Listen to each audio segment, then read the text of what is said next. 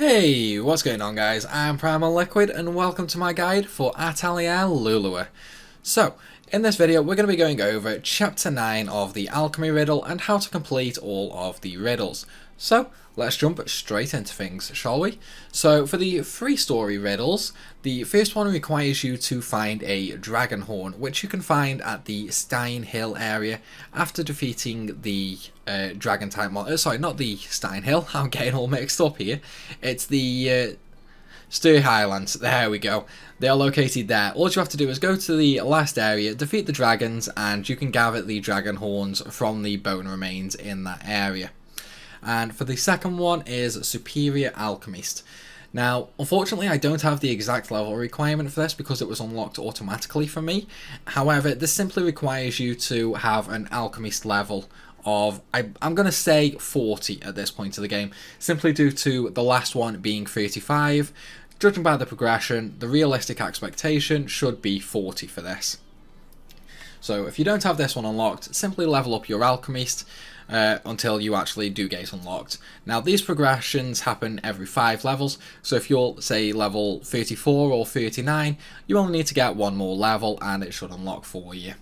However, if you are only level 34, you might end up having to get 6 levels, I'm sorry to say.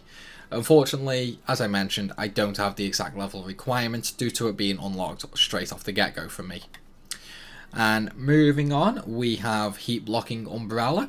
So for this one, you simply need to craft a Sylph Wrath, which you unlock through one of the previous riddles in the game.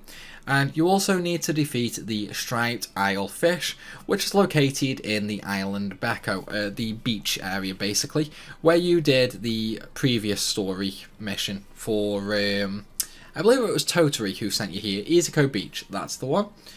So, once you've done that one, you can move on to the third one, which requires you to craft a crystal ball item.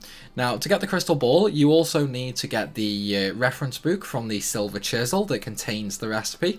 And you also need to defeat the frozen Chiropteras, which live in the caves just near Arclis. Now, you did have to defeat this monster for one of the previous riddles, so that should be unlocked automatically for you. So, those are the story ones done and out the way, so let's move on to the actual basic recipes. Now, the first one is going to unlock the Algenium and the Himmel Linen. Now, this is the highest quality ingot and the highest quality cloth available, so I do suggest getting these ASAP. So, to acquire the first one, you need to acquire a Divine Iron piece and Glittery Water. Now, the Divine Iron piece is located in a place called the Domain of Fire, which is unlocked through the story. And the Glittery Water is a water material that is located in many different locations. It's the little water that's in like a round glass jug with a little bit of sparkle around it. Chances are you already have them at this point in the game though. But again, the Divine Iron piece is located in the Domain of Fire, which is located on the west side of the map, and it is unlocked via the story. Moving on to number 2, we have the Moving Bag, and this allows you to send materials from your basket to your main trunk chest in the atelier, freeing up inventory, basically giving you an infinite amount of gathering space. So, in order to do this, you must gather 1,000 times, and you must create a high quality living rope. Now, the living rope must have a quality of 101 or higher. At this stage of the game, that should be very easy to do. So, moving on, we have the Elixir. Now, in order to get the Elixir, you must first gather a Sage Herb, which is located in the Izako Beach. Now, again, you should have gathered the Sage Herb for a previous riddle, so this one should be done automatically for you. And for the second requirement, you have to create a high quality nectar. Now, the quality of the nectar must be 101 or higher. So again, at this stage of the game, that should be very easy, especially using the black supplement and the medicine base combination method for obtaining maximum quality. Now, if you do want to see a video on that, do check my channel because I will have a guide showing you how to get pretty much any item up to the maximum 999 quality. So, let's move on. So we have the Forbidden Woodland, which unlocks a new gathering area, the Large Conifer Forest. So in order to do this, you must defeat the Ginger Bears, which are located in the Domain of Fire area. And you also must inspect a table in one of the mines. Now, this specific table is located here in the Rolling Winds Cavern. All you need to do is go up to the top section of the like the map on the bridges, go along over to one of the dead ends, and there will be a table there that you just need to inspect. It's the table opposite a fishing point. So, with that one out of the way, let's move on. Now, this one unlocks the Slumbering Holy Tree Forest, a very, very good area, so I do suggest unlocking this. So, how do you get it? Well, first of all, you need to inspect the stone monument, which is in Stein Hill, and you also need to defeat a Puni Puni. Now, the monument in question and the Puni Puni are both located here in Stein Hill. The monument is located on the very top section. To get there, you must jump on top of the ruins and then sort of make your way along the path. If you look at the picture on the left-hand side of the screen at the moment, can you see how like the arches are? If you look at the very, very middle towards the top section of the arches, that is where you jump on, and then you move along towards the left until you finally reach the green grassy area at the very top left of the picture.